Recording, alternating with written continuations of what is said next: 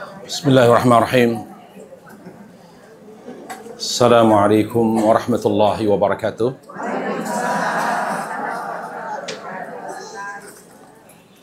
Alhamdulillah. Alhamdulillahi rabbil alamin wal aqibatu lil muttaqin. Fala udwana illa 'alal zalimin wassalatu wassalam ala Rasulillah wa ala alihi wa sahbihi wa man tabi'ahum bi ihsanin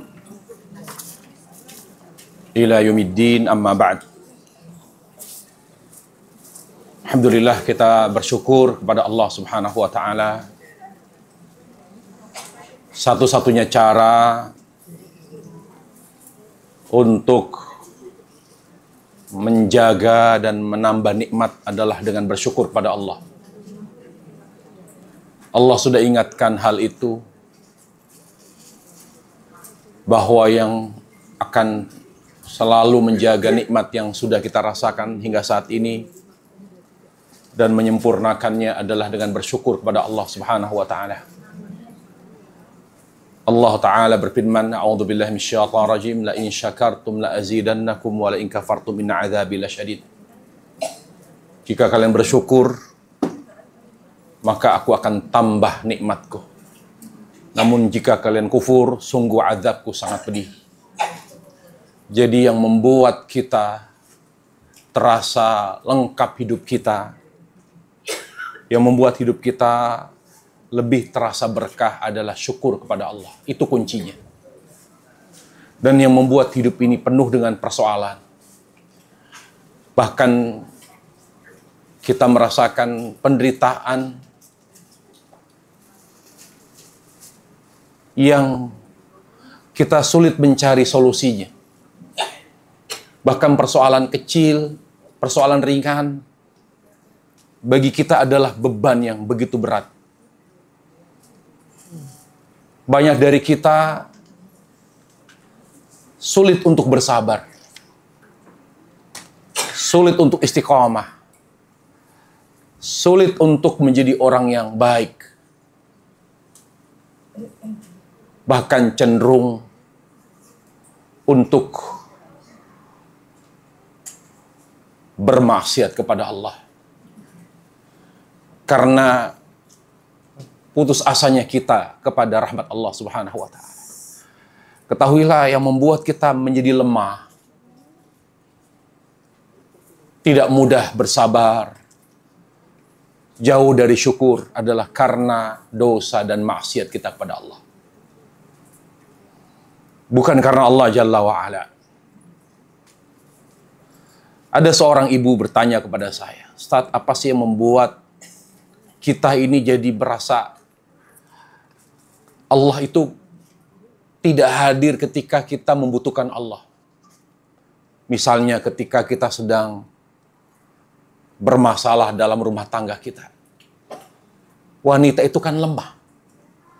Kalau sudah ada masalah dalam rumah tangga, keluarga, itu paling membuat jiwanya terpuruk. Berdoa kok seolah-olah tidak diijabah. Meminta kok kayak nggak dipenuhi, kayak Allah tidak mendengar. Kenapa? Para jamaah, ketidakhadiran Allah ke dalam hidup kita di saat kita membutuhkannya bukan karena Allah yang tidak cepat merespon, tidak ingin membantu, bukan. Tapi karena banyaknya dosa. Allah itu jauh dari orang yang kotor dengan dosa. Dan Allah dekat dengan orang-orang yang suka bersuci dari kotoran yang bersifat konkret seperti najis atau kotoran yang bersifat abstrak, yaitu dosa. Makanya kata Ibnu Qayyim Allah, kalau orang ingin dibantu Allah, ingin selalu dekat dengan Allah, kapan dia minta Allah dengar, Allah kasih, kapan dia mohon Allah ijabah. Dia merasakan sentuhan Allah yang luar biasa. Maka jaga dua. Yang pertama, dia betul-betul menjaga kesucian. Wudhunya benar. Cara dia bersuci, apapun macam cara bersuci dalam Islam itu dia lakukan nggak benar. Makanya kita wajib mengetahui cara wudhu Nabi SAW. Ini jangan diremehkan para jemaah. Karena pintu yang membuat kita bisa masuk ke rumah Allah, lalu Allah menjamu kita, membantu kita setiap kita membutuhkannya, adalah melalui pintu bersuci. Makanya Allah berfirman, Innallaha yuhibbut tawabin wa yuhibbul mutatahhirin. Allah mencintai orang-orang yang suka bertaubat dan orang-orang yang suka bersuci. Tahukah para jemaah sekalian? Allahu Jalla wa'ala menjamin surga bagi Bilal bukan karena sholatnya, bukan karena jihadnya, tapi Allah menjamin surga bagi Bilal. Karena apa? Ditanya Rasulullah SAW, saya ke Isra dan Mi'raj, ketika saya diperlihatkan surga, saya mendengar ada suara langkah kaki. Lalu Rasulullah SAW bertanya, itu suara siapa? Suara langkah kaki siapa? Itu suara langkah kaki Bilal. Terdengar di surga. Lalu setelah Nabi kembali ke Mekah, lalu beliau bertanya kepada Bilal, apa yang membuatmu sampai Allah sudah jamin surga sebelum engkau meninggal? Lalu Bilal malah tidak tahu persis ibadah apa yang menjadi spesial bagi diri beliau. Karena bagi beliau mungkin ini sudah umum bagi kaum muslimin lainnya. Tapi apa yang beliau katakan, lagi-lagi saya ingatkan para jemaah. Tanda ikhlas. Tanda seorang yang ikhlas, dia tidak pernah mengingat kebaikan. Dia tidak pernah mengingat kebaikan. Itu tanda ikhlas. Dia buang. Karena dia lillah, mengerjakan kebaikan lillahi ta'ala. Sebaliknya, orang yang ikhlas, dia akan suka mengingat keburukan dan kejelekan diri dia. Dia lebih fokus kepada aib dirinya. Dia lebih memperhatikan kekurangan yang harus diperbaiki. Itulah orang yang ikhlas. Makanya kalau kita lebih sibuk kejelekan orang, itu menunjukkan memang ikhlas kita lemah. Orang bisa ngomong apa, justru kita berterima kasih. Makanya Umar bin Khattab nggak marah ketika difitnah. Umar Khattab tidak marah ketika diomongin sama orang. Bahkan beliau mendoakan. Apa kata beliau? Perkataan yang sangat indah, perlu dicatat dengan cinta amat. Kata beliau, rahimallahu ra'an ahda ilayya ayubi. Semoga Allah merahmati siapapun yang memberitahu aib saya. Siapapun yang membicarakan aib saya, semoga Allah merahmatinya. Karena dari situ dia tahu, oh ini aib saya. Justru orang yang ikhlas itu lebih senang difitnah, bukan dipuji. Karena memang kalau dipuji kita bisa tahu melalui pujian, bisa tahu kekurangan kita. Makanya pujian itu bahaya. Makanya Nabi melarang kita biasa memuji orang. Meskipun Nabi pernah memuji Ubay bin Ka'ab. Kata beliau, ya Al-Quran itu sudah menyatu dengan dirimu. La yuhanni'aka ya Abal Mundhir. Nikmat Al-Quran ketika berasal darimu. Tapi Nabi jarang memuji sahabatnya. Beliau lebih sering mendoakan. Jadi biasakan. Jadikan tradisi di antara kita. Karena kita akui bahwa kita ini orang-orang yang lemah imannya. Jadi jangan biasakan diberi pujian. Tapi sering didoakan. Doakan. Yang tadinya jauh dari hidayah menjadi dekat. Yang tadinya jauh dari kebaikan menjadi dekat dengan kebaikan. Begitu. Jangan biasakan diri kita memuji, tapi sering mendoakan.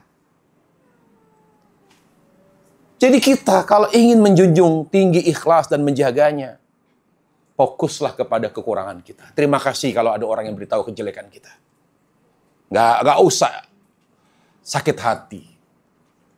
Nggak usah kecewa. Justru ingat, kita ini hidup untuk akhirat.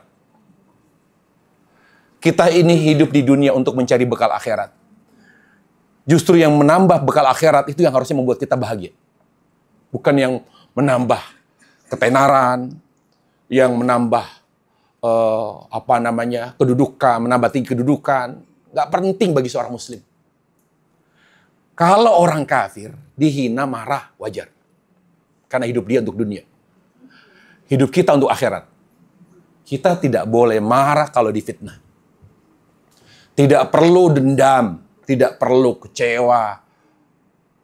Kecewa dengan kekecewaan yang begitu besar. Tidak perlu orientasi di akhirat.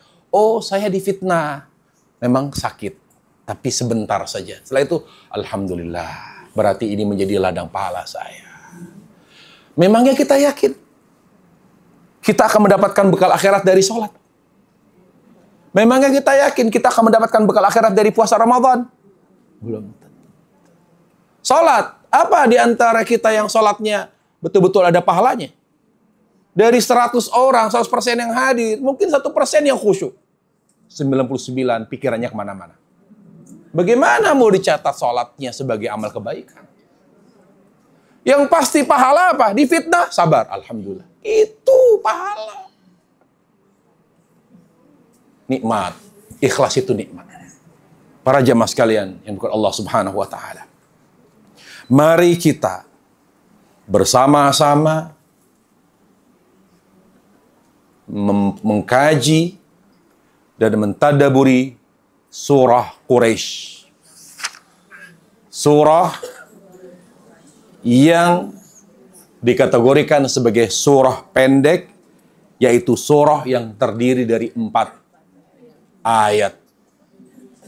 Kita sering membacanya dan sudah pasti menghafalnya, namun sayang kita tidak mengetahui kandungannya, apalagi mengamalkannya. Saya berharap setelah kita selesai dari kajian ini, kita bisa mengamalkan surah ini dalam kehidupan kita sehari-hari. Harus ada perubahan. Mungkin wajah tidak berubah. Penampilan pun sama. Tapi yang harus berubah amal. Ngaji itu tujuan untuk memperbaiki amal. Untuk memperbaiki hati. Itu tujuan ngaji. Tujuan kita menghadiri majelis taklim, majelis ilmu, majelis zikir, memperbaiki hati dan amal. Jadi kalau kita sering ngaji, kalau kita sering menghadiri majelis taklim, tapi tidak memperbaiki hati kita, tidak memperbaiki amal ibadah kita, berarti kajian yang kita hadiri tidak berkah. Niat kita tidak lurus. Makanya berdoa kepada Allah agar niat kita lurus dan majelis kita diberkahi Allah Subhanahu wa Ta'ala.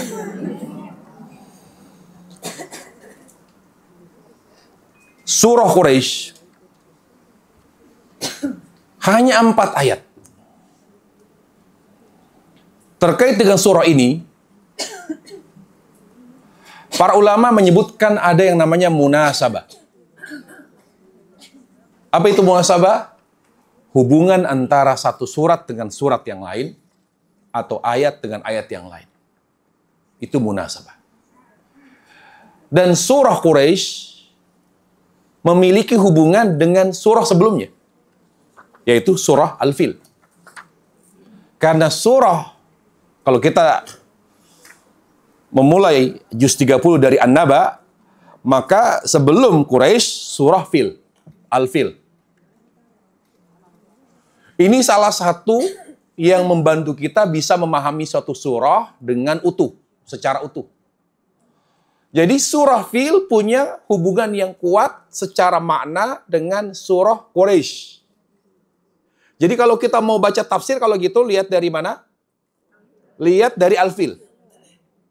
Apa hubungannya? Di surah Al-Fil, Allah menyebut nikmat yang Allah berikan kepada Quraisy. Bagaimana Allah Jalla wa'ala menjaga Mekah, Ka'bah. Mereka orang Quraisy tidak perlu berusaha payah menjaga dari pasukan gajah. Allah langsung yang menjaga. Tempat tinggal mereka, Mekah dijaga oleh Allah Jalla wa'ala. Ini nikmat.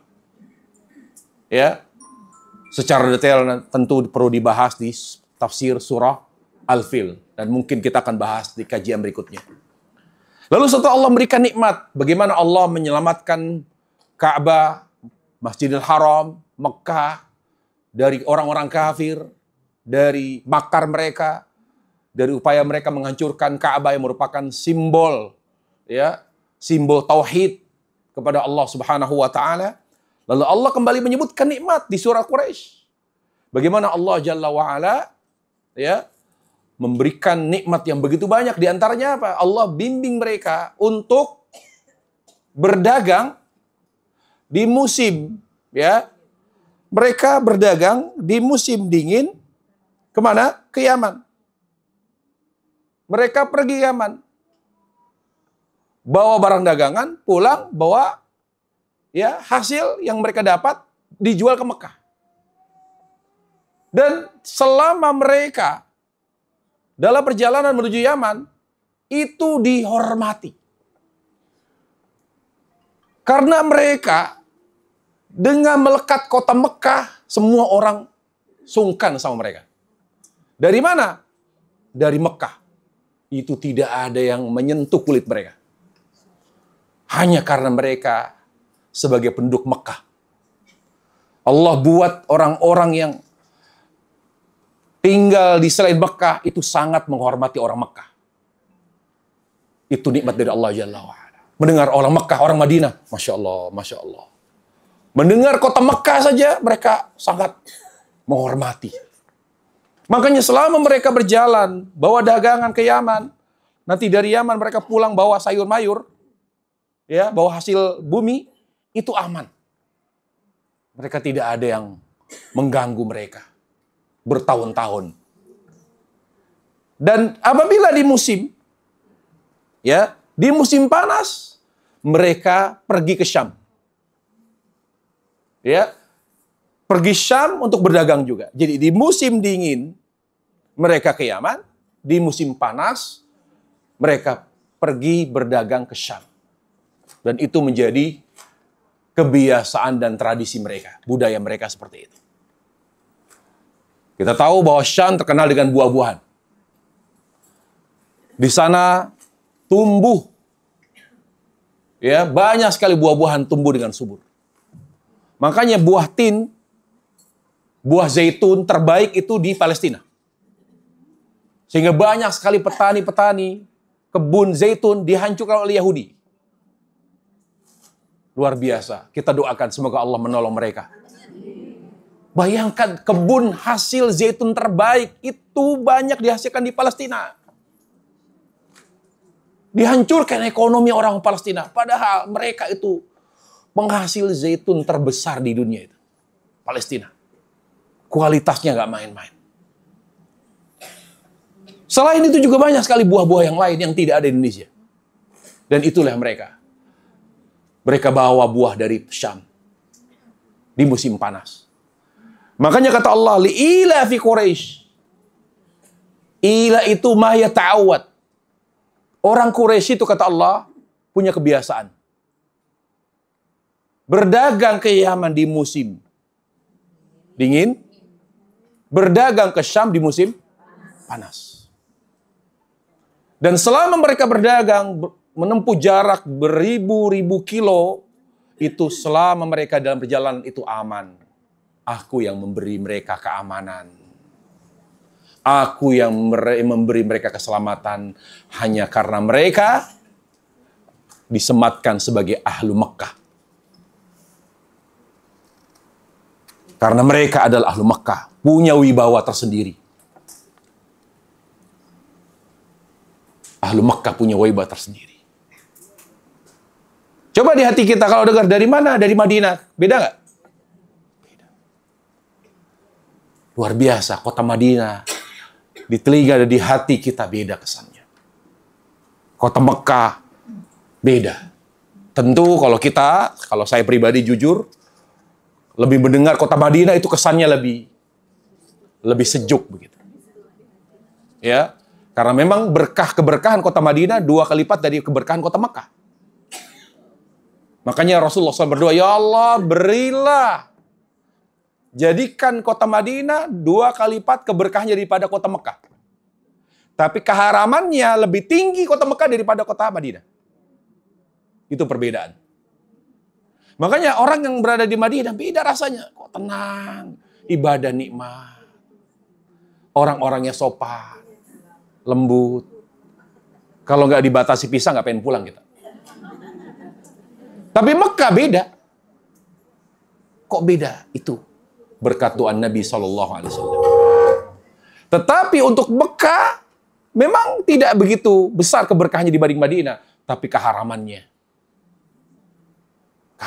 lebih tinggi. Tidak boleh memetik pohon, mematahkan ranting, membunuh binatang, tidak boleh. Sama sekali. Bahkan pada asalnya kata ulama, menyembelih untuk makan pun tidak boleh. Tapi karena Allah Jalla wa'ala merahmati hambanya, sehingga Allah izinkan. Boleh deh, untuk nyembelih tak boleh. Untuk nyembelih kambing untuk makan boleh, tapi setelah itu nggak boleh. Jadi membunuh binatang yang tidak membahayakan, apapun tidak boleh. Dan dosanya, kalau orang bermaksiat di Mekah, Allah lipat gandakan. Sama tidak dosa orang yang bermaksiat di Mekah dengan Madinah beda. Siapa yang bermaksiat, apapun jenis maksiatnya di Mekah, itu besar sekali dosanya.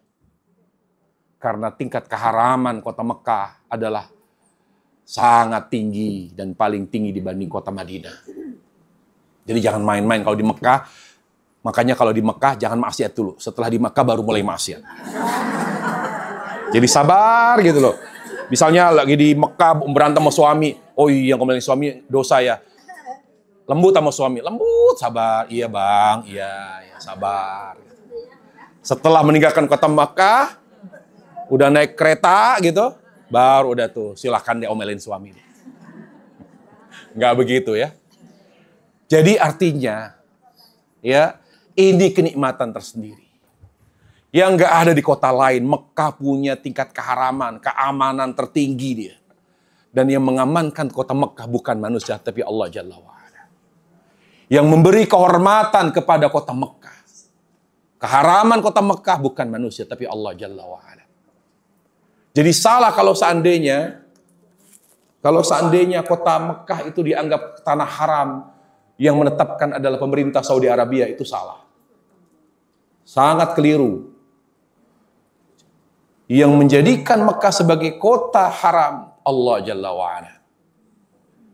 Nggak bisa pemerintah Saudi mencabut atau menetapkan. Nggak bisa. Yang bisa menetapkannya hanya Allah Jalla wa'ala. Kemudian para jemaah sekalian, setelah Allah menyebutkan, jadi apa sih yang disampaikan oleh Allah di sini? Li'ila fi Quraisy, ila fihim rihlatasy syita'i was-shayb. Allah menyebutkan dua nikmat. Ya.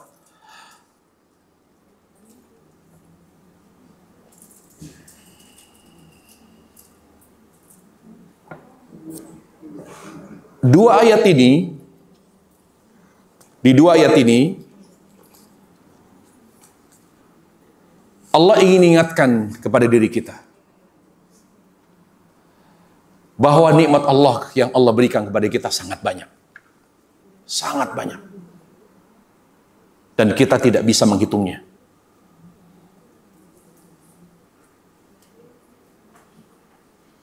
Sebagaimana Allah Subhanahu wa taala sebutkan surah Ibrahim ayat 34. Wa in ta'uddu ni'matallahi la tuhsuha. Kalau kalian menghitung nikmat Allah, kalian tidak mampu. Para jamaah sekalian, syukur itu mengingat nikmat. Mengingat kebaikan Allah. Itu syukur. Dasar syukur mengingat kebaikan. Makanya saya sering sebutkan, kenapa banyak wanita tidak pandai bersyukur kepada suami karena mudah melupakan kebaikan suami. Jadi itu kaitannya. Syukur itu mengingat kebaikan. Kufur berarti melupakan kebaikan. Jadi kalau kita mudah melupakan kebaikan, maka kita cenderung kufur. Jadi cara untuk tetap bersyukur kepada Allah, kemudian kepada orang tua, kemudian kepada suami, kemudian kepada orang yang banyak berbuat baik, jangan melupakan kebaikan. Di ayat ini, Allah ingin menyampaikan di dua ayat ini, bahwa nikmat yang aku berikan kepada kalian banyak, bukan hanya kepada Quraisy, kepada kalian juga banyak. Terutama apa?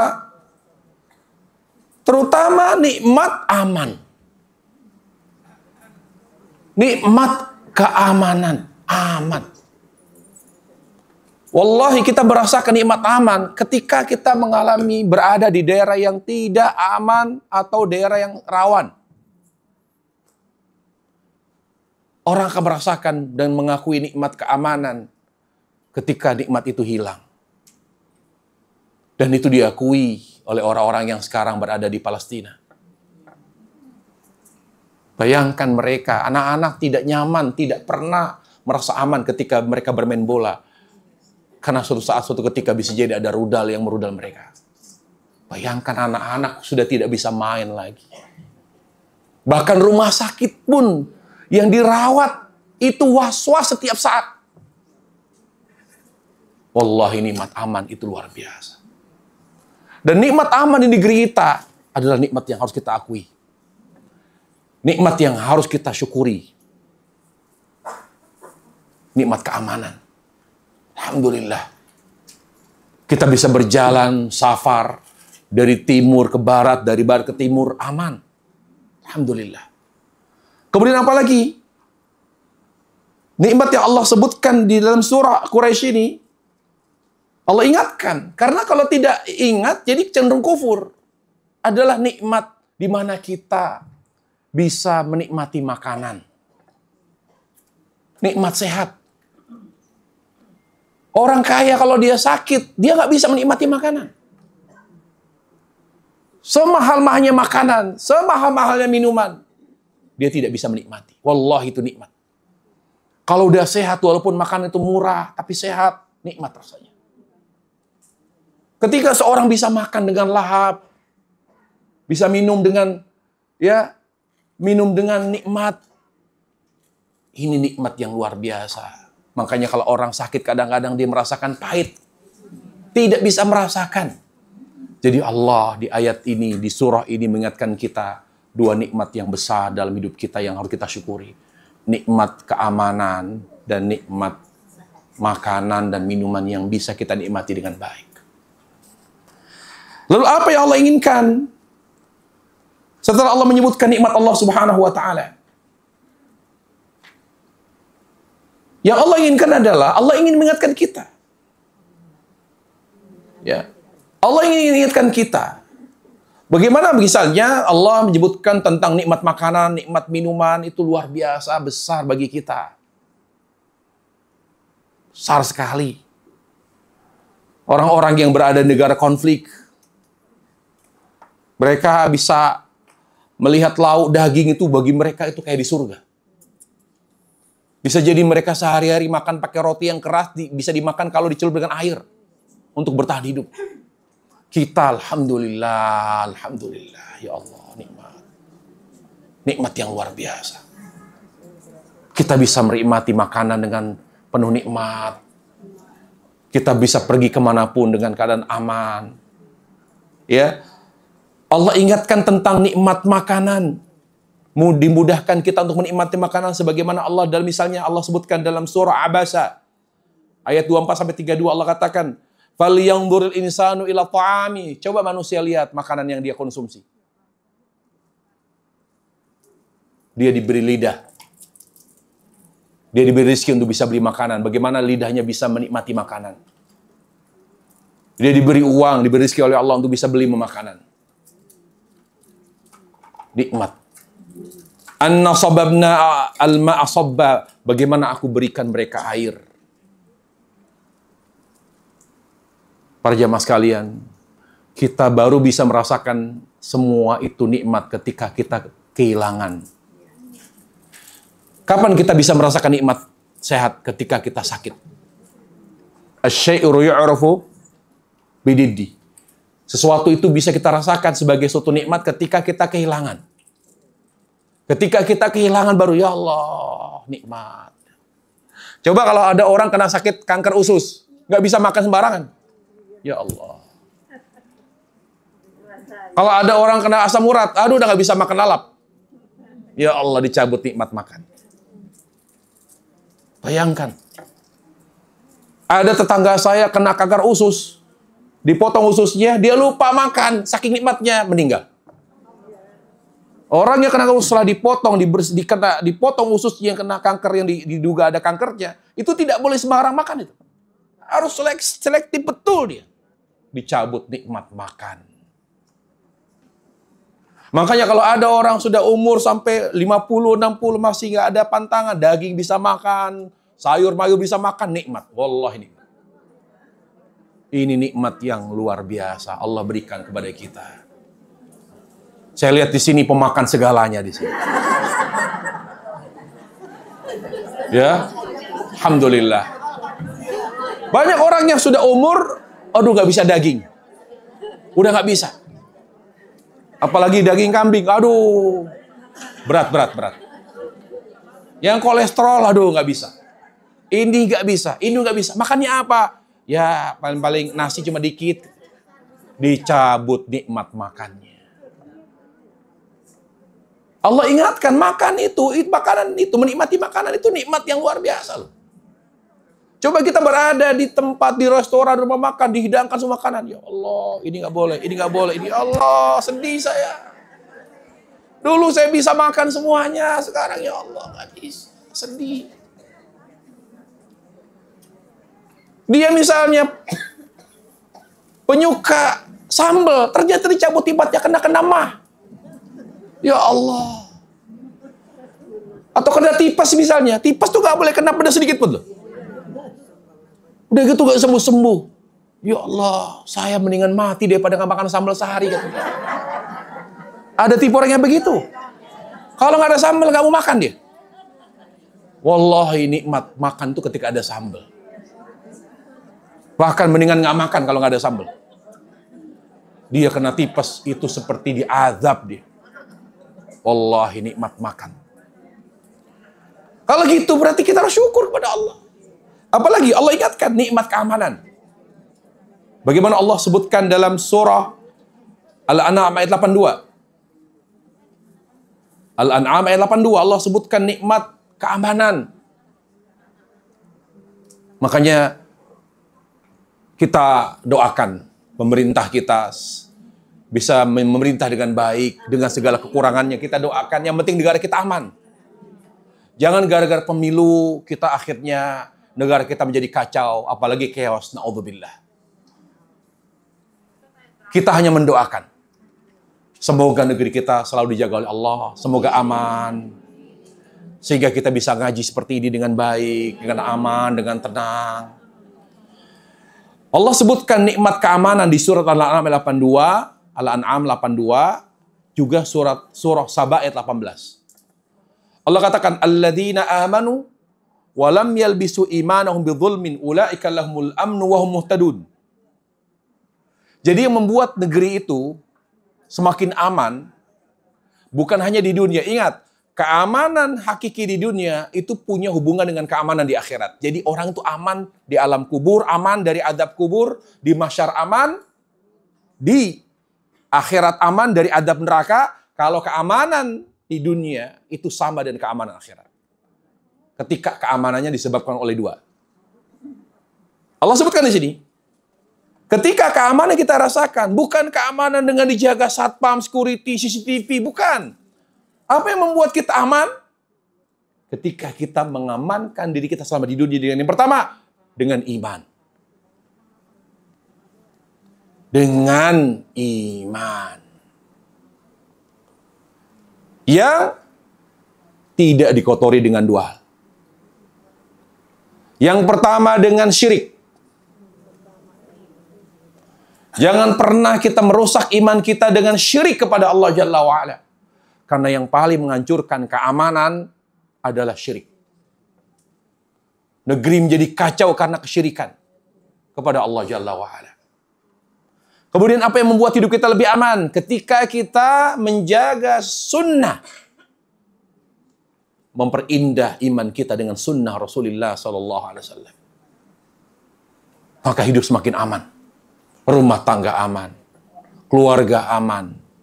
Tauhid dan sunnah.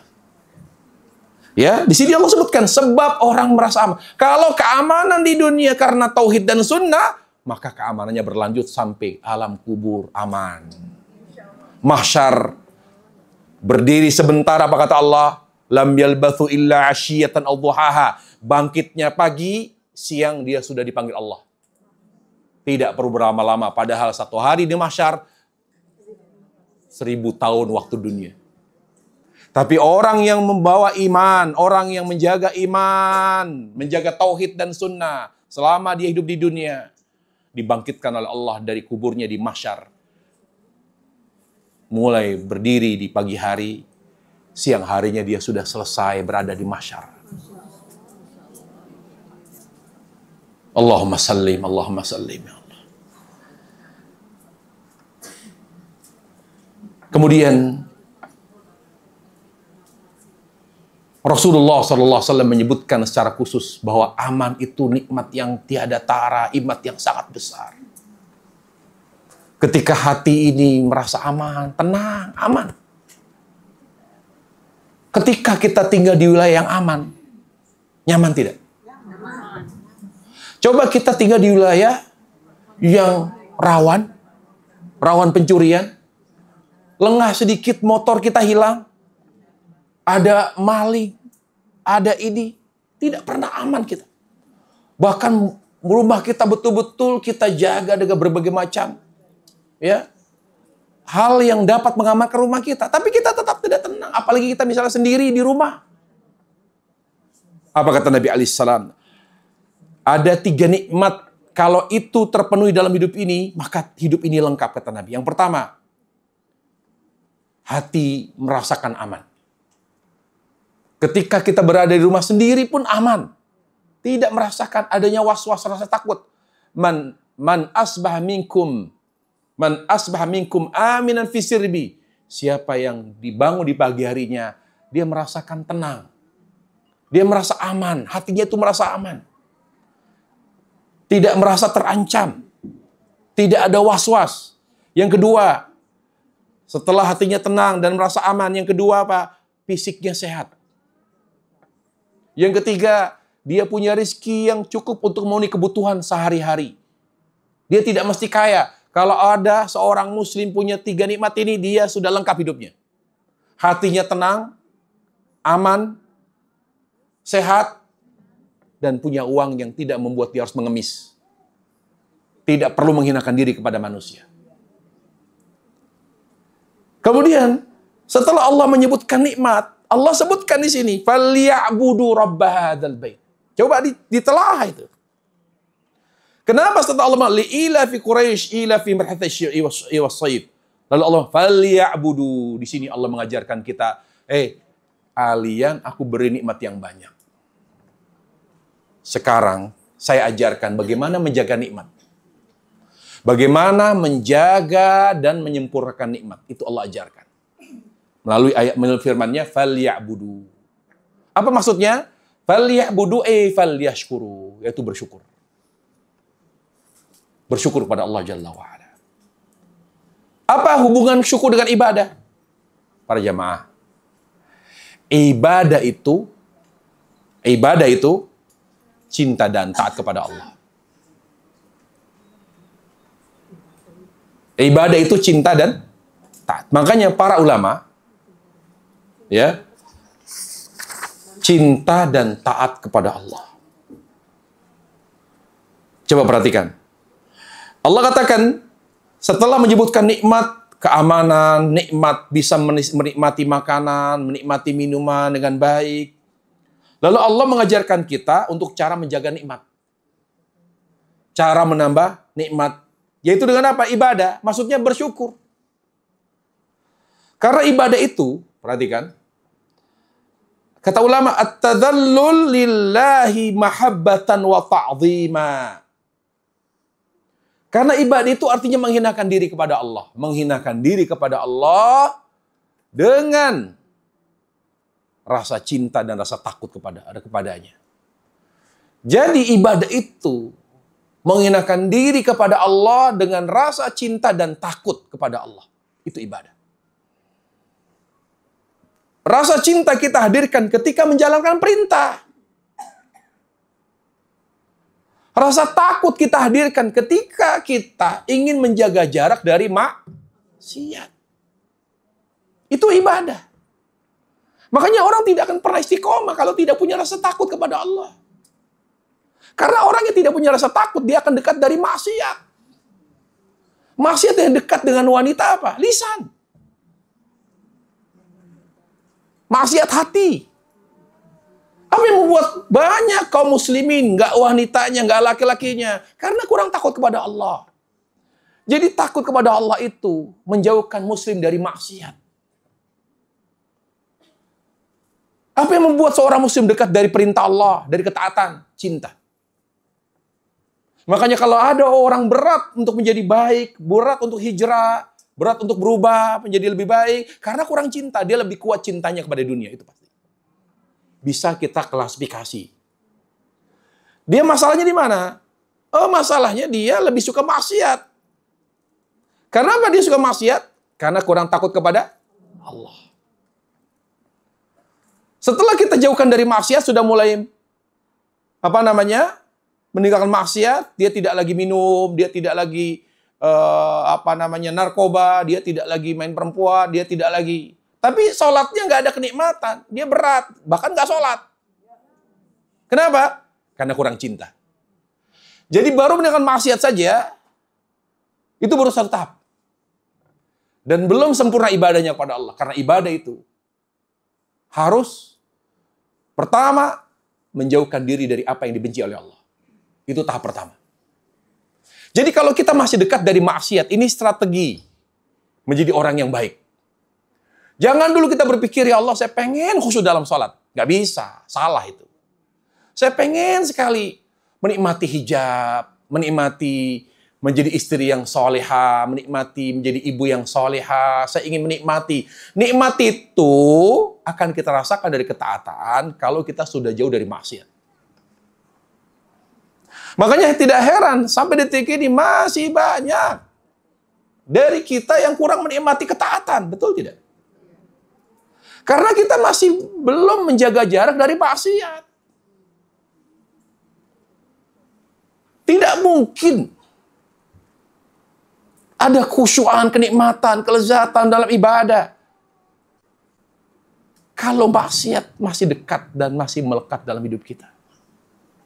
Semua jenis maksiat, terutama maksiat lisan dan maksiat hati.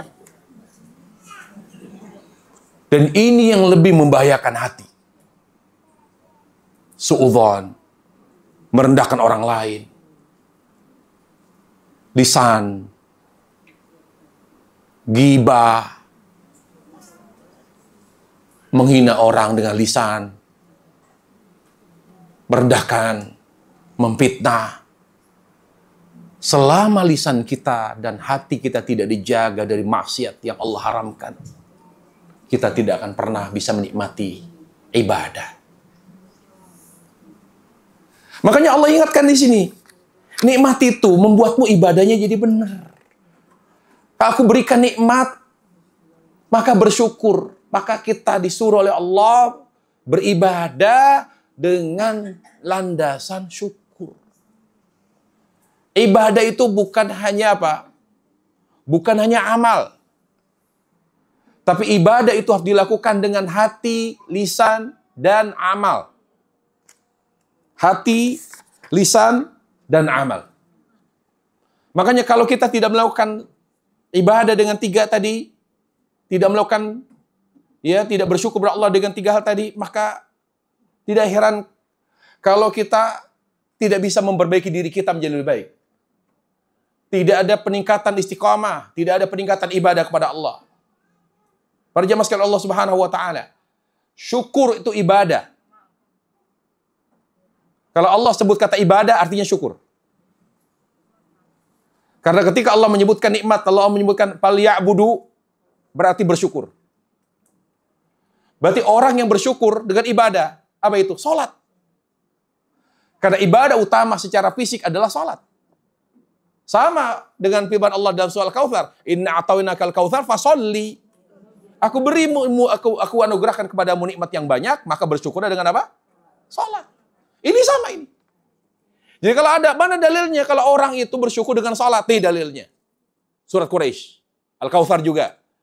Allah katakan, li'ilafi Quraisy ilafihim. Lah itu kan orang Quraisy. Salah. Hamba Allah bukan Quraisy. Hamba Allah bukan hanya Quraisy. Seluruh manusia hamba Allah.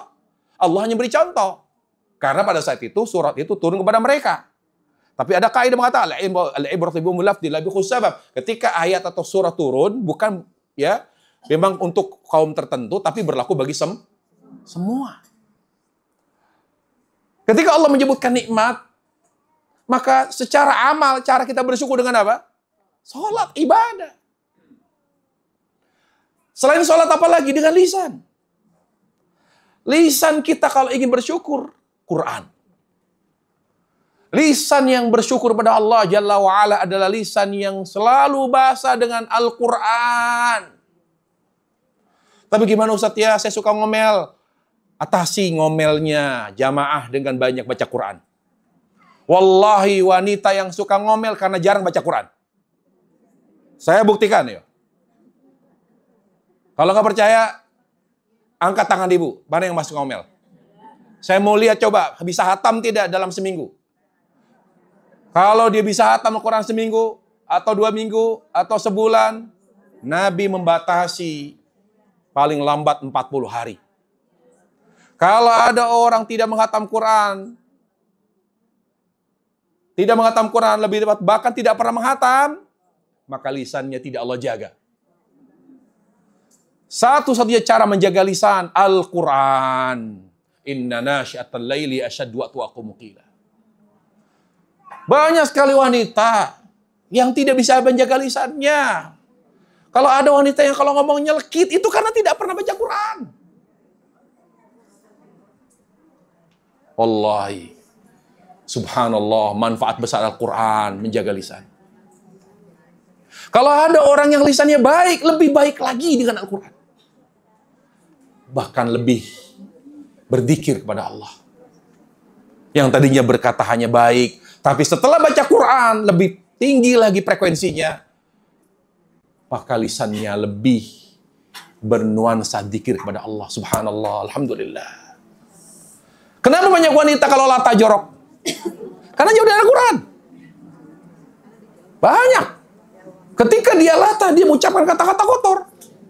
Karena jauh dari Al-Quran. Ketika dia memang Al-Quran itu menjadi sesuatu yang melekat dalam dirinya, selalu membasahi bibirnya.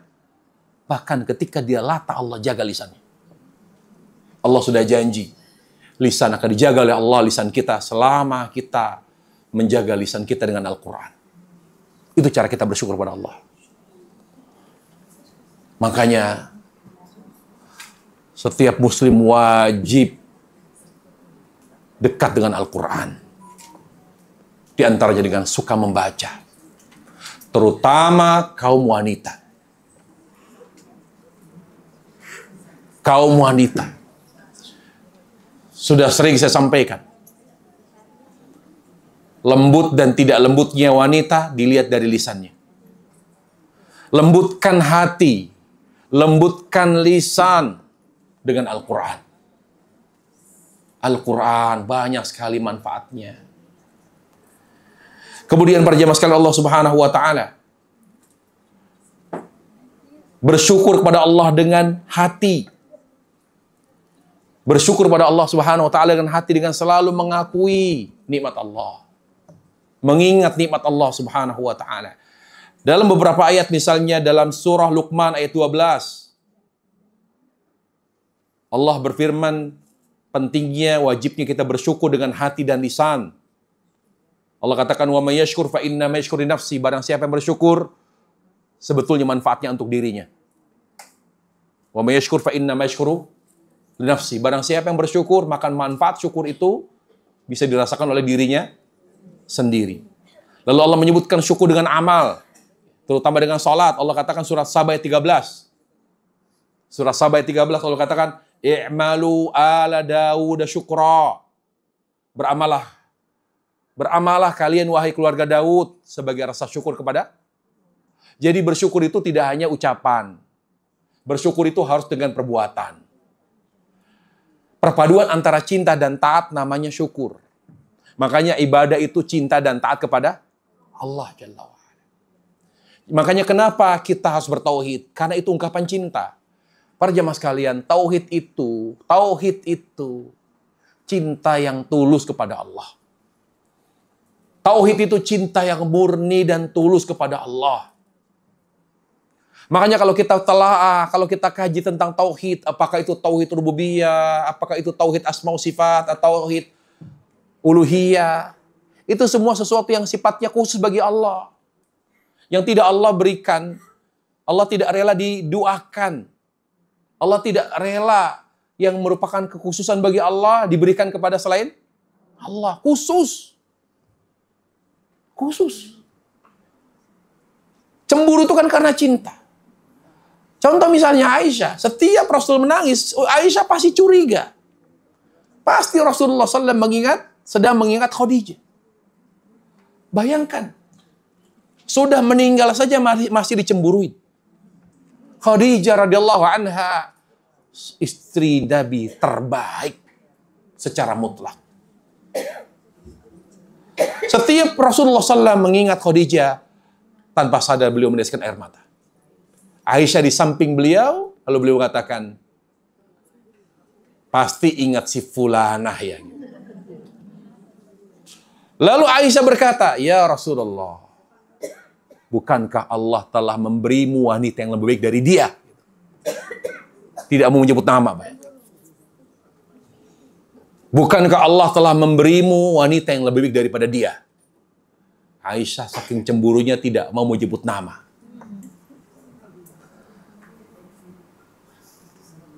Sudah meninggal masih dicemburuin. Makanya panasnya, cemburunya wanita itu bisa membuat apapun yang kalau diletakkan di dada matang. Luar biasa wanita. Ini konteksnya adalah mengungkapkan fakta. Berarti Aisyah manusia juga. Tapi kebaikan Aisyah luar biasa.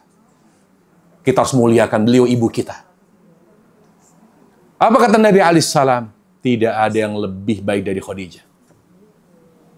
Ketika semua orang mengorbankan hartanya untuk menghancurkan saya, beliau satu-satunya wanita yang mengorbankan hartanya untuk melindungi saya. Ketika semua orang kufur kepada saya, dia wanita yang satu-satunya yang beriman kepada saya. Ketika semua orang mengucilkan saya, menjauhkan saya, memusuhi saya, dia yang setia mendampingi saya. Tidak ada wanita yang lebih baik dari dia.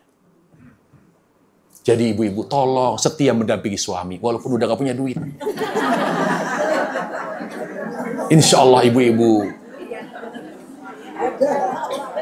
walaupun sakit-sakitan, udah gak punya apa-apa, jangan tinggalkan ya pesan saya. Sabar, setia. Insya Allah setelah ya mungkin nanti di hadapan Allah ibu akan dibanggakan oleh suami. Ini istri soleha. Tapi kalau ada yang misalnya istri meninggal duluan lalu suami nikah lagi, ya jangan marah. Ya.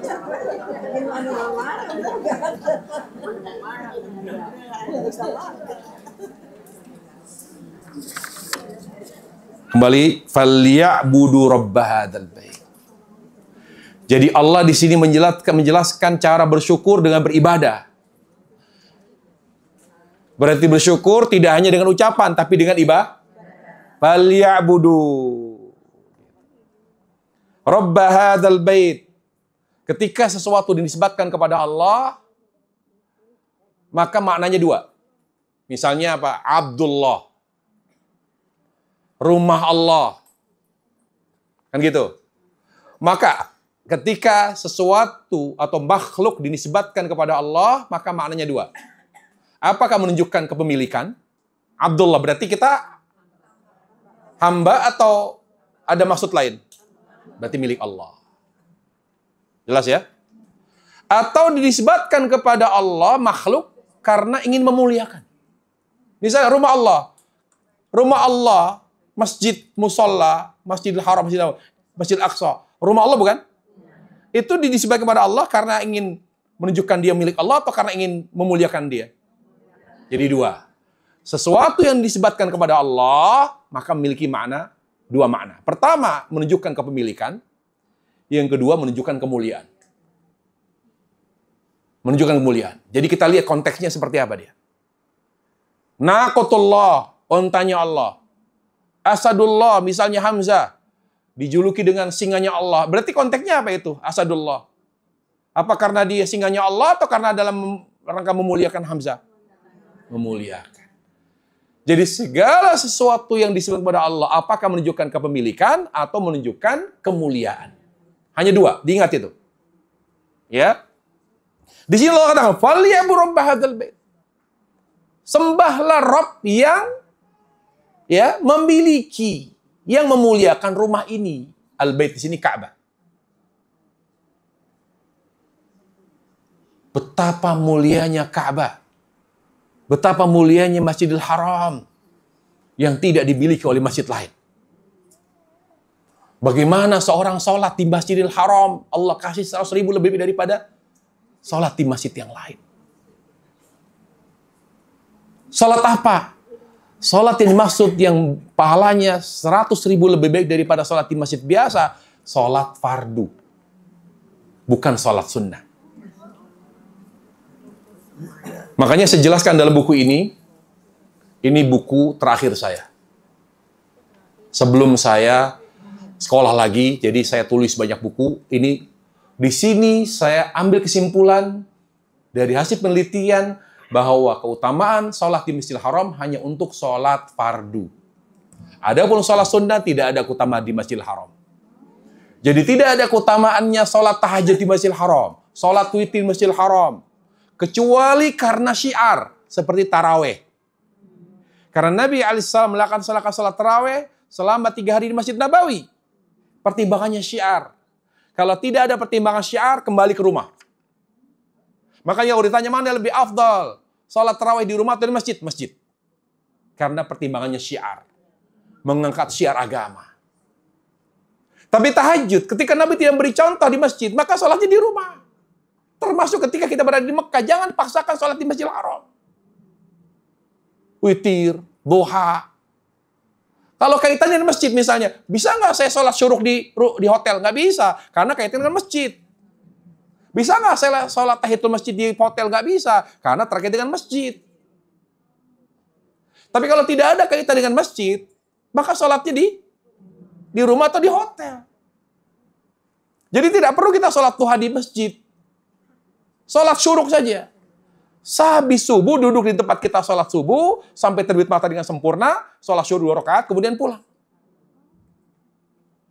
Demikian pula, qobliyah ba'diyah, jangan sholat di Masjidil Haram. Selama kita safar, tinggalkan. Tapi kalau kita sudah mukim lebih dari 4 hari, misal di Mekah lebih dari 4 hari, karena mukim itu berlaku setelah kita berada di suatu tempat, luar kota, luar negeri, lebih dari 4 hari, di satu titik.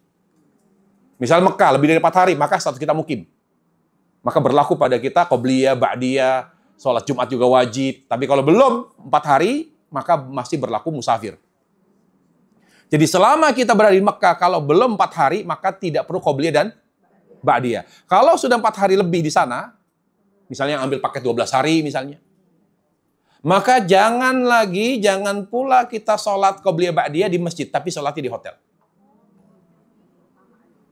Karena keutamaan Masjidil Haram hanya berlaku bagi sholat fardu. Saya jelaskan secara rinci di buku ini. Ya, jelas sekali, detail semuanya.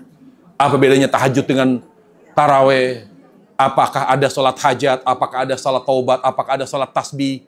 Semua sholat sunnah sudah saya bahas secara tuntas di buku ini. Ya,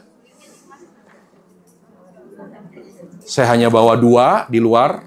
Ya, nanti bagi yang ingin ini juga Kemudian juga ini saya tulis buku paling tebal tentang amalan Nabi dari sehari semalam. Dari mau tidur sampai kembali tidur. Dari bangun tidur, semua. Bahkan urusan rumah tangga, urusan ibadah, urusan anak, mendidik anak. Ya, karena memang saya ingin membantu. Karena bersyukur itu kan mencontoh Rasul. Selain bertauhid juga mencontoh. Tapi contohnya gimana? Saya minta kepada Allah, ya Allah bantu saya, beri taufik sehingga saya bisa nulis. Orang Islam tuh tahu, oh cara bersyukur pada Allah itu dengan mengikuti Rasul. Wudunya saya jelaskan di sini, wudu Nabi, salat Nabi, tahajud Nabi, baca Qur'annya Nabi seperti apa. Di sini saya tulis semuanya. Duhanya, cara jadi istri yang baik di sini ada. Bahkan saya beritahu di sini cara ikhlas di poligami.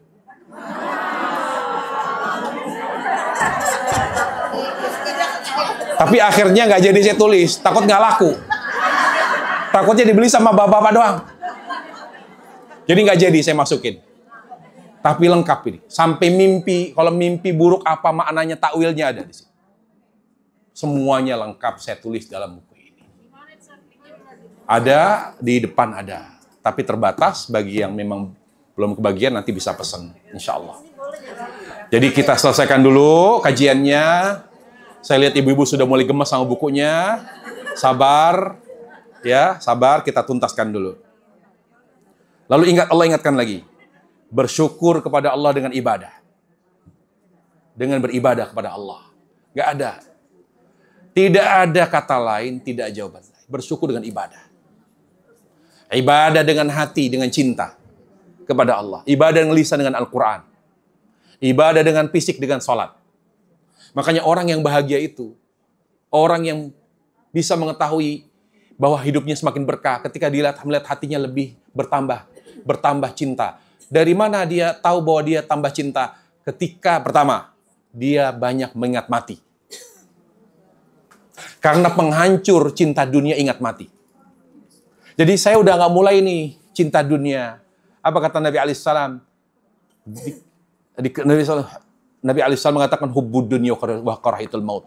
Jadi tanda orang sudah mulai memudar rasa cintanya kepada dunia ketika dia banyak ingat mati. Makanya sahabat Rasulullah dari yang tua sampai yang muda, mereka itu orang yang mudah mengingat mati. Sangat mudah mengingat mati. Makanya para jemaah sekalian, salah satu hak seorang muslim ketika ada yang meninggal takziah. Takziah itu untuk mengingat mati.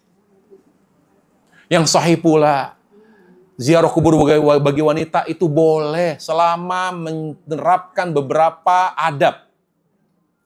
Karena kalau seandainya wanita sekarang dilarang ziarah kubur dengan syarat yang ketat, dilarang mutlak, bagaimana mereka ingat mati? Salah satu obat manjur mengingat mati itu ziarah kubur. Datang tapi tahan, jangan meratap, memakai pakaian yang syar'i, menjaga adab ketika berada di pemakaman. Tujuannya satu, supaya mengingatkan kita akan kematian. Inilah penting para jamaah sekalian Allah Subhanahu wa taala. Lalu Allah katakan, "Alladzi at'amahum min ju' wa amanahum min khauf."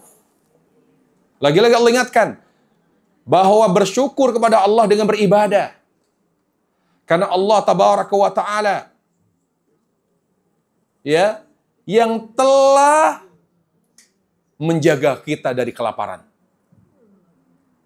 Allah Jalla wa'ala juga yang menjaga kita dari segala hal yang dapat mengancam dan membahayakan kita. Kalau ini udah, laparnya teratasi, aman, udah, negeri itu sudah stabil. Sebuah negeri itu dianggap sejahtera ketika rakyatnya tidak lapar dan aman. Udah itu. Stabil dan aman. Begitu. Makanya kalau ingin tahu negara itu makmur, lihat harga pokoknya. Harga bahan-bahan pokok, lihat. Dan lihat keamanannya. Kalau rakyat aman, rakyat tidak kelaparan, tidak teriak dengan harga sembako yang tinggi, berarti negeri itu kita berada negeri yang patut kita syukuri. Kalau hal itu tidak ada atau kurang, kita berdoa kepada Allah. Kita beri masukan kepada pemerintah, kemudian kita berdoa. Jangan menghujat. Jangan menjelek-jelekan. Bukan ajaran Islam menjelek-jelekan pemimpin.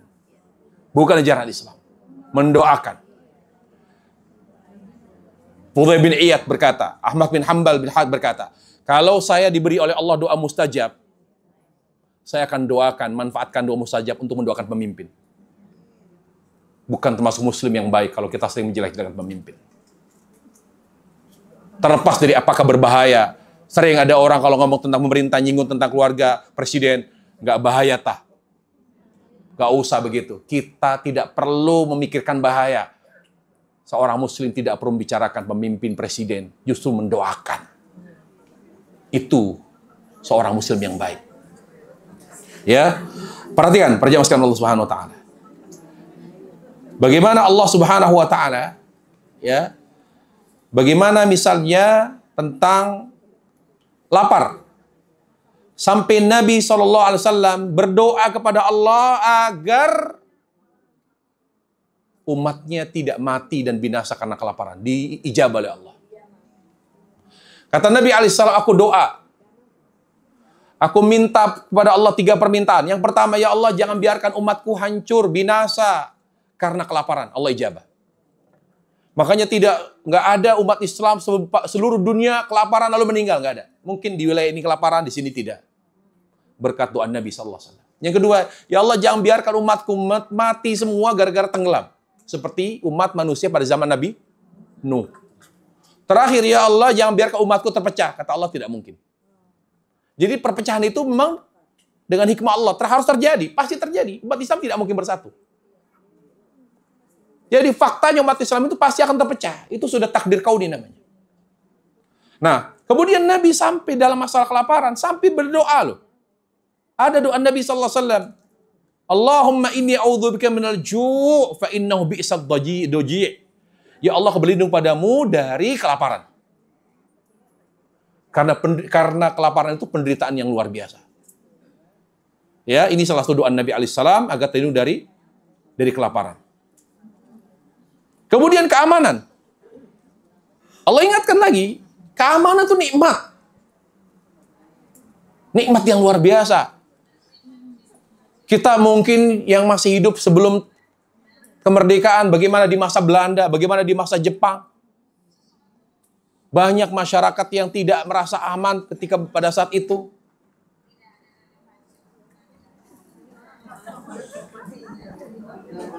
Ya. Allah ingatkan lagi misalnya dalam surah Al-Qasas tentang keamanan yang luar biasa yang Allah berikan kepada Mekah. Allah katakan dalam Al-Qasas 57, awalam numakkil lakum haraman amina yujba ilaihi thamaratu kulli syai' rizqan min ladunna. Bukankah aku telah jadikan tanah haram sebagai tanah yang paling aman? Bahkan didatangkan dari berbagai daerah, dari negara-negara, buah-buahan yang dikirim ke kota Mekah. Allah mudahkan orang-orang Mekah untuk bisa mendatangkan buah-buahan dari manapun. Bahkan Allah Subhanahu wa taala ya, dalam surah Al-Kabut lebih parah lagi. Lebih dahsyat lagi keamanan itu Allah berikan kepada orang-orang Mekah.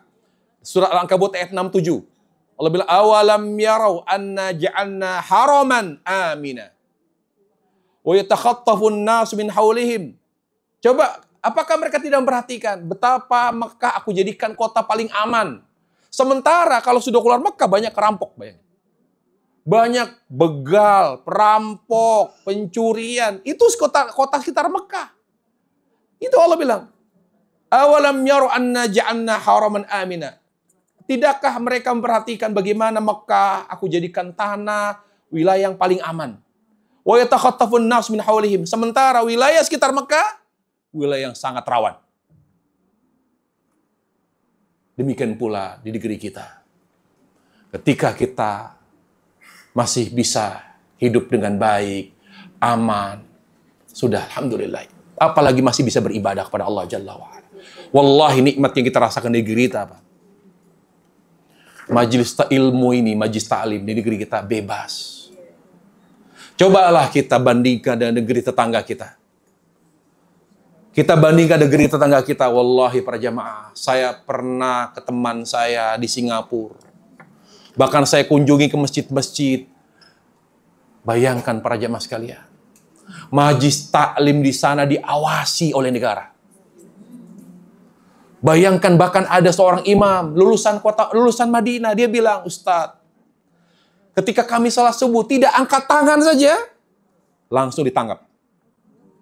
Bayangkan, diingatkan dulu, dikasih peringatan. Tidak kunut di waktu subuh, diingatkan oleh negara. Karena ada indikasi sudah mulai ke arah Wahabi. Karena mereka merasa ibadah orang Islam itu aman ketika dia subuhnya kunut. Sampai seperti itu intervensi pemerintah Singapura. Luar biasa, kasihan. Tidak semua dapat permit, dapat izin. Sulitnya luar biasa. Makanya banyak sekali ustadz di Singapura dakwahnya di Malaysia. Atau sebaliknya. Demikian pula Malaysia. Memang mudah dakwah di Malaysia. Kami dakwah di Malaysia tidak pernah ngisi di masjid karena masih dikuasai negara. Kami dakwahnya di mana? Di ruko. Di apartemen seperti ini tertutup. Nggak bisa tempat sembarangan. Masjid dikuasai negara. Di negeri kita. Alhamdulillah. Nikmatnya luar biasa. Masih juga kita menghujat. Gak ada pemimpin yang selamat. Gak ada pemimpin yang baik. Udahlah, doakan saja. Ali bin Abi Thalib saja, pemimpin yang hebat, masih dianggap tidak layak. Pernahkah ibu dan para jamaah mendengar Ali bin Abi Thalib di demo untuk lengser? Ali loh. Ketika Ali menjabat sebagai khalifah, lalu dia demo oleh beberapa orang yang jumlahnya tidak sedikit dari kaum Khawarij. Kata mereka, turun. Kamu bukan pemimpin yang baik. Akhirnya Ali keluar menemui mereka. Kata Ali, apa yang kalian inginkan? Turun, lengser. Kami ingin pemimpin yang lebih baik, seperti Abu Bakar dan Umar. Apa kata Ali? Saya pun setuju, sepakat, bahwa saya tidak seperti Abu Bakar dan Umar. Mereka itu orang-orang terbaik. Saya tidak seperti mereka. Ini Ali yang dijamin di surga Rasulullah SAW masih dianggap tidak baik.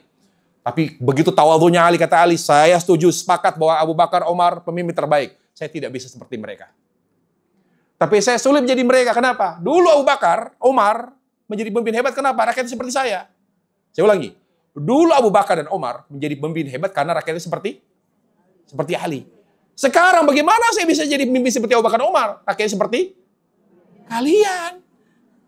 Jadi dari hadis ini atau dari athar itu, Ali ingin ngajarin kita, pemimpin hebat itu berkat amalnya rakyat. Bagaimana amal rakyat, begitulah pemimpinnya. Sekarang memang amal kita benar. Pengen pemimpin itu yang jujur, yang amanah. Lah kita tukang bohong. Kita kalau utang nggak dibayar, dititipin uang dia makan. Bagaimana pemimpin itu? Ingat, pemimpin itu cermin amalan rakyat. Belajar. Makanya kita doa aja, doa. Sudahlah, jangan sibuk dengan urusan pemilu. Doakan. Sudah lepas, sudah 14 Februari, sudah selesai. Doakan yang terbaik, doakan yang terbaik. Fokus pada diri kita dengan ibadah kita kepada Allah Jalla wa'ala.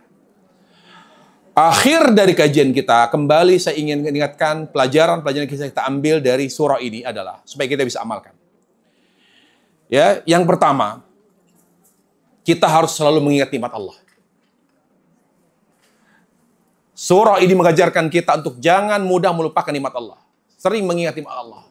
Bagaimana kita waktu kecil diajarkan baca Quran, diajarkan tauhid, bagaimana kita lahir dalam keadaan Islam. Banyak saudara-saudara kita, teman-teman kita yang meninggal atau yang lahir dalam keadaan lahir dari keluarga non-muslim. Kita alhamdulillah dari kecil Islam. Kita disekolahkan di madrasah. Bagaimana kita dulu tidak mengenal tauhid, tidak mengenal sunnah. Tapi subhanallah, ketika kita sudah umur sekian, kita akhirnya mengenal sunnah. Ingat-ingatlah nikmat Allah. Jangan mudah melupakan nikmat Allah. Itu yang pertama, pelajaran kita ambil di surat Quraisy. Yang kedua, bersyukur itu tidak hanya dengan ucapan. Bersyukur pada Allah harus dengan hati, dengan lisan, dan dengan amal. Dengan hati yang mencintai Allah. Bagaimana caranya hati mencintai Allah? Dengan bersyukur mencintai Allah. Jangan mencintai selain Allah kecuali karena perintah Allah. Itu caranya. Jadi misalnya, kalau kita mencintai anak karena dia anak kita, berarti kita kurang bersyukur pada Allah. Karena itu merusak cinta kita kepada Allah. Cara menjaga hati agar tetap cinta dan setia kepada Allah, apa?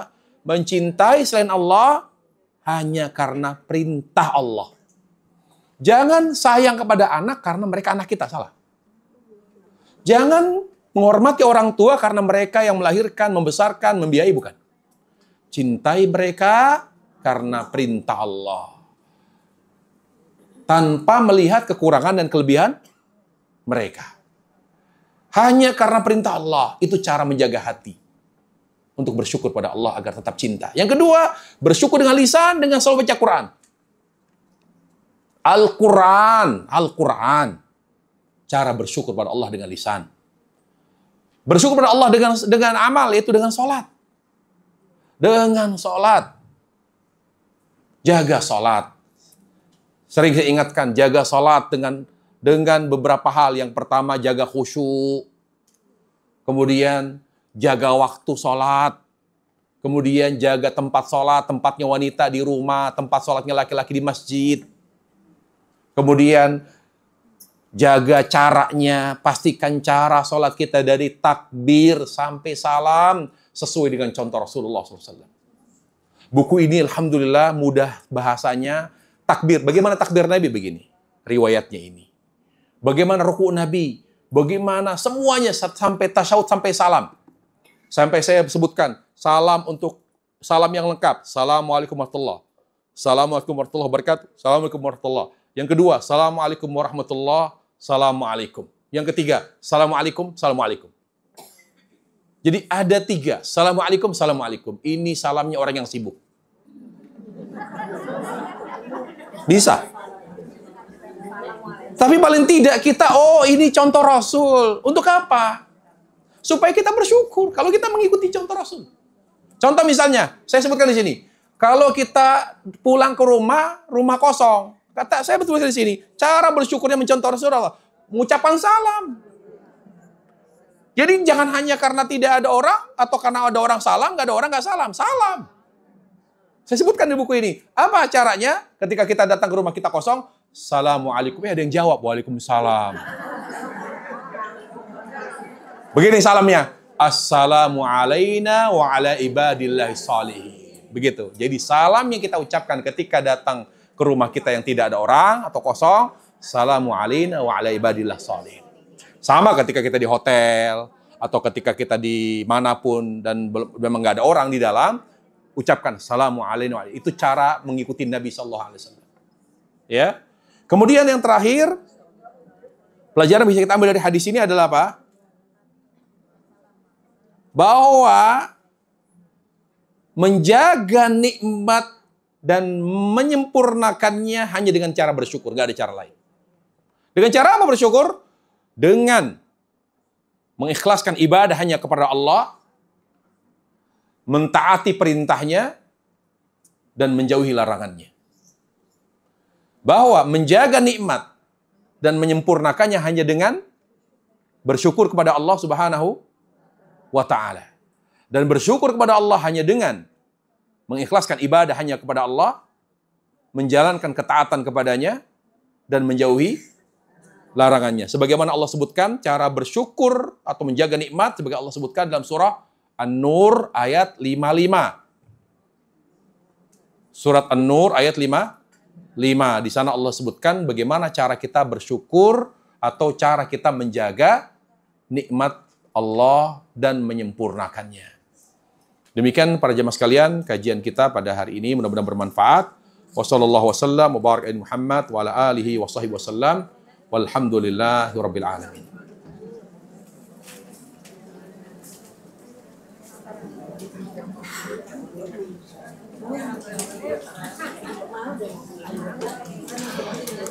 Baik, sekedar info, ini kita kasih harga khusus sebetulnya, tapi saya tanya jawab dulu deh. Jawab pertanyaan. Ustadz, kalau kita kesiangan salat subuh jam 6 atau jam 5.30, lebih baik langsung salat subuh atau salat qobliyah subuh? Apabila kita kesiangan bangun subuh, nanti para jamaah sekalian, nanti lihat di buku ini di sholat qobliyah. Di sini saya sebutkan hadis Abu Hurairah. Ketika Rasulullah SAW pernah kesiangan sholat subuh, apa yang beliau lakukan? Beliau sholat qobliyah dulu. Walaupun beliau waktu itu bangun sudah waktu duha. Jadi kalau kita kesiangan subuh, jangan subuh dulu. Tapi qobliyah subuh dulu. Setelah qobliyah subuh, baru sholat subuh. Berdasarkan hadis Abu Hurairah radhiyallahu anhu. Jadi nggak usah, tapi kan subuhnya udah kesiangan. Tidak, tetap qobliyah dulu baru subuh. Jelas ya? Kemudian, bagaimana kalau ada kerabat yang sering bermaksiat dan dinasihati, tapi dia berkata, saya tahu kalau perbuatan tersebut dosa dan saya akan menanggung dosanya, bukan orang lain. Ini adalah pernyataan orang yang bodoh. Saya akan tanggung. Karena bodohnya betul dia. Sampai bilang dosa saya tanggung. Perjamaah sekalian. Kita belajar dari surah Al-Lahab. Saya sering, di sini sudah bahas tafsir Al-Lahab belum? Belum ya? Nanti, pada akhirnya. Apa yang kita ambil, pelajaran apa yang kita ambil dari surah Al-Lahab? Lihat, Ummu Jamil istri Abu Lahab. Dari situ kita belajar. Seorang itu semakin jauh dari agama, semakin aneh sikap, tutur kata, dan perbuatannya. Seorang semakin jauh dari agama, semakin aneh sikap, tutur kata, dan perbuatannya. Aneh. Lihat Ummu Jamil. Dia tidak punya iman. Dia tidak punya agama. Apa yang dilakukan? Dia punya budak puluhan. Dia punya pembantu puluhan karena dia orang kaya. Tapi apa yang dilakukan? Dia tidak memakai, dia tidak menggunakan pembantunya, budaknya untuk mengumpulkan duri-duri. Dia berangkat sendiri, dia kumpulkan duri-duri, kayu-kayu yang ada duri-durinya, dia kumpulkan, diikat, dia pikul sendiri untuk ditebar ke jalan yang dilalui Rasulullah SAW. Itu wanita tidak waras. Kalau memang dia waras, dia benci Rasul, dia perintah pembantunya, budaknya, kamu cari duri, kumpulkan, letakkan di jalan yang akan dilalui Muhammad ketika akan ke Masjidil Haram. Tapi apa yang dilakukan? Dia tidak lakukan, dia lakukan sendiri. Karena dia merasa puas kalau dia naruh duri di jalan sendiri. Gak perlu pakai orang. Apa pelajaran diambil? Orang itu semakin jauh dari agama, semakin aneh ucapannya. Makanya tidak heran. Udah, saya tahu perbuatan itu dosa, tapi saya tanggung. Karena gak tahu agama dia. Karena dia tidak takut Allah. Karena bodoh saja dia. Berarti apa yang kita lakukan kalau kita punya saudara, kerabat kayak gitu? Doakan hidayah. Ya Allah, udah cukup.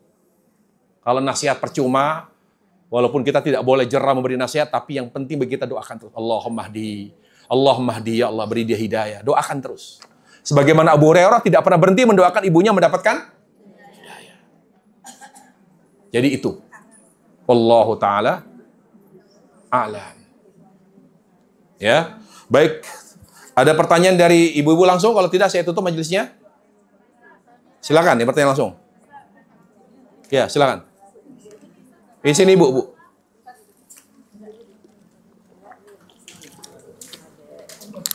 Assalamualaikum warahmatullahi wabarakatuh. Salam. Kalau kita ziarah kubur ya, perempuan ya, terus kita kan katanya kalau ke kubur itu pakai sendal ya saat intinya. Terus kita doanya tuh kita biasa ada ini ya, ada apa sih dekat itu, kita doanya gimana tuh saat berdiri atau memang harus menghadap kiblat atau kita biasanya suka ingin apa sih itunya ya kuburannya saat gimana tuh saat cara kalau perempuan ziarah situ saat apa ini kuburan? Maksudnya ini kuburan apa maksudnya? Diapain kuburannya? Kita dulu suka ada gitu saat Ngam. Dari pendapat ulama yang mengatakan apakah wanita boleh ziarah kubur atau tidak, saya lebih cenderung kepada bahwa wanita itu boleh ziarah kubur tapi dengan syarat yang ketat. Syarat yang pertama, dia harus menjamin dirinya tidak meratap. Seperti Aisyah. Aisyah pernah ziarah kubur, pernah datang ke Baqi. Yang kedua, harus memakai pakaian syar'i, mengenakan pakaian yang syar'i. Tidak boleh ada aurat yang terbuka, tidak mengkhususkan waktu tertentu. Tidak ada sunnahnya, tidak ada tuntunannya ziarah menjelang Ramadan. tidak ada ziarah pada saat hari lebaran, tidak ada. Ziarah kubur hanya satu alasannya, karena ingin mengingat mati.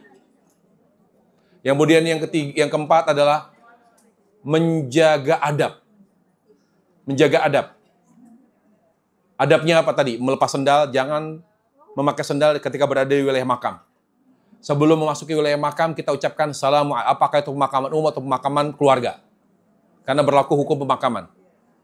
Masuk, salam dulu. Assalamualaikum ya ahlal kubur, wa inna insyaallah bikum lahikun, antum partuna wa nahnu nattabi, nas'allallahu lana wa lakumul afiyah. Itu doanya, nanti silakan dihafal. Ada doa ziarah kubur. Ya. Hah? Nggak pakai sendal? Kalau memang di situ banyak durinya beda. Tapi kalau misalnya aman, lepas. Kalau memang, wah ini banyak durinya, takut kena ini ya. Apalagi kulit kita udah sensitif, nggak ada masalah. Itu adab. Kemudian, lebih banyak mendoakan orang yang telah wafat. Poinnya doa, bukan baca Quran. Baca Quran bisa di rumah. Makanya kata Nabi SAW apa? La taj'alu buyutakum maqabir, wa la taj'alu maqabir buyuta. Jangan kamu jadikan kuburan seperti rumah. Baca Quran, sholat, ini. Loh, ini kuburan. Kuburan itu hanya untuk doa. Terutama bagi orang yang telah bukan untuk kita. Kalau untuk diri kita, jangan di kuburan doanya. Dan jangan jadikan rumah kalian seperti kuburan. Sepi. Nggak ada sholat sunnah, nggak ada baca Quran, nggak ada zikir. Kosong melompong dari ibadah kepada Allah. Ini udah dibalik gitu. Jadi ketika kita berada di makam, hanya doa. Tidak perlu membaca doa untuk diri kita. Tidak perlu membaca Quran. Ya, cukup doa. Doakan dengan khusyuk. Doakan dengan khidmat. Doa, apalagi itu makam orang tua kita. Ya, apakah menghadap kiblat atau tidak? Idealnya adabnya menghadap kiblat. Kalau tidak menghadap kiblat pun tidak ada masalah. Ya, menghadap kiblat. Menghadap kiblat, tapi kalau tidak menghadap kiblat pun nggak apa-apa. Terus hindari jangan duduk di atas lahat. Kita tahu misalnya lahatnya di sini, maka sebelahnya. Karena misalnya kita tanya, itu lahatnya mana ini? Jenazah ibu saya ini lahatnya sini apa sini? Jangan duduk di atas lahat, karena kita seperti duduk di atas kuburan. Jadi duduknya di atas yang bukan lahat. Lah, kalau begitu berarti doanya di atas batu nisan atau di atas kayu. Jadi di sini duduknya, doakan. Karena kalau di samping, kalau bukan lahat nggak ada masalah. Yang penting jangan lahat. Takutnya begini, ini bukan lahatnya, ini lahatnya ibu kita, ini lahatnya bapak kita. Lalu kita duduk di mana?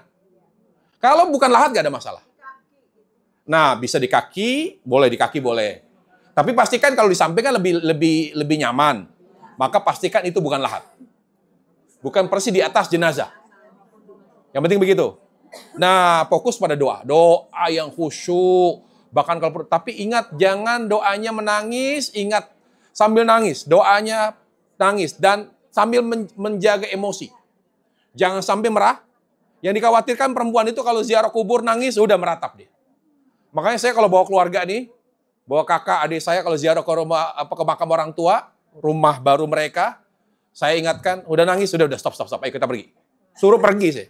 Karena udah nangis, udah bahaya perempuan. Paling tidak bisa mengendalikan emosi perempuan itu. Apalagi kalau udah kita doa nangis gitu, nangis sampai kadang-kadang sampai udah megang tanahnya makam tuh udah, aduh bahaya dah. Udah hentikan, pergi langsung. Udah nggak lagi doa tapi malah meratap jatuhnya. Ya, baik. Assalamualaikum Ustaz. Assalamualaikum warahmatullahi. Ini berkaitan dengan i'tikaf Ramadan Ustaz. Apabila seorang istri Yang nanya mana ini? belakang Ustaz. Berdiri. Oh, di balik tiang ya? Ya, silakan. Silakan. Iya. Ramadan itu kan 30 hari Ustaz. 20 hari kita sebagai istri sudah mengurus rumah dan suami gitu, juga anak. Apabila si istri ingin itikaf, Istri pengen itikaf. iya, Terus? suami karena sudah lah, tahun lalu kita sudah itikaf, tapi dia mengizinkan istrinya berangkat lagi, tentunya dengan mahram. Nah, bagaimana hukumnya istri tersebut, Ustaz? Bukankah ada yang bilang sih kita kan sunnah ya, kalau mengurus suami dan anak wajiban. Tapi bukankah kita juga sebagai hamba Allah, kita juga Suami mengizinkan nggak? Suami mengizinkan. Sudah selesai. Kuncinya di situ.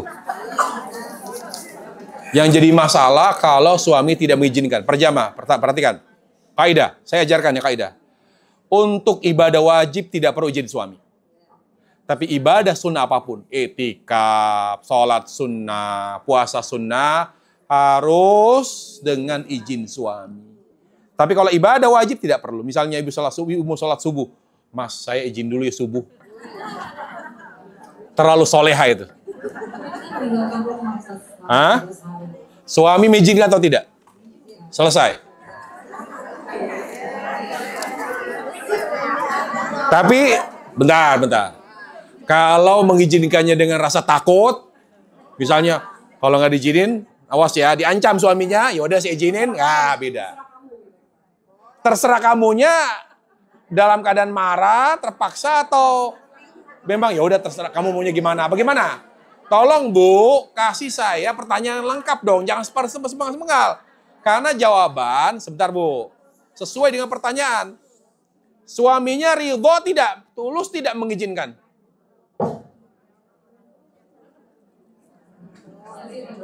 Hah?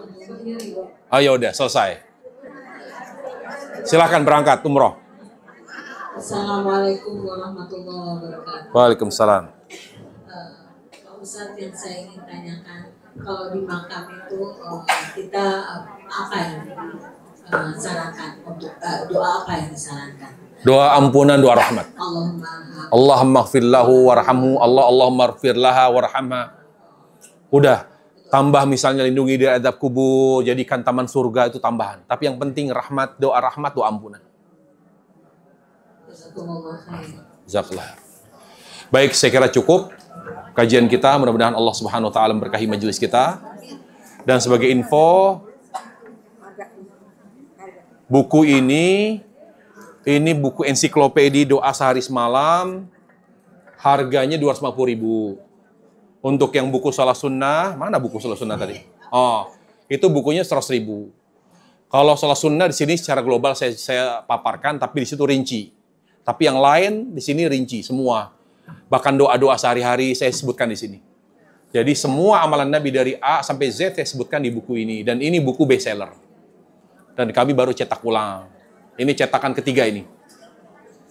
Baik, kita tutup majelis kita dengan subhanakallah bihamdik, asyhadu an la ilaha illa anta, astaghfiruka wa atubu ilaik. Assalamualaikum warahmatullahi wabarakatuh.